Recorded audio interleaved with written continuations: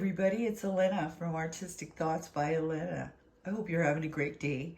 It's a rainy day here and it's kind of cloudy, kind of misty. And so on days like this, I like to make chili con carne. And I know this is a little bit out of the norm. I normally don't do cooking videos, but I thought, hey, I can. I mean, I have a channel, might as well use it. So I thought I'd share with you real quick what my ingredients are. I have hamburger, an onion, chicken broth, red chili pepper flakes, and I use about a teaspoon of those. I have red kidney beans that I rinse before I put them in the chili.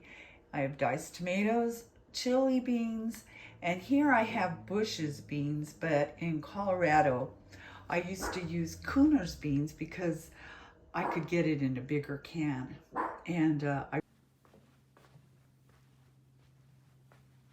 really liked the availability of that.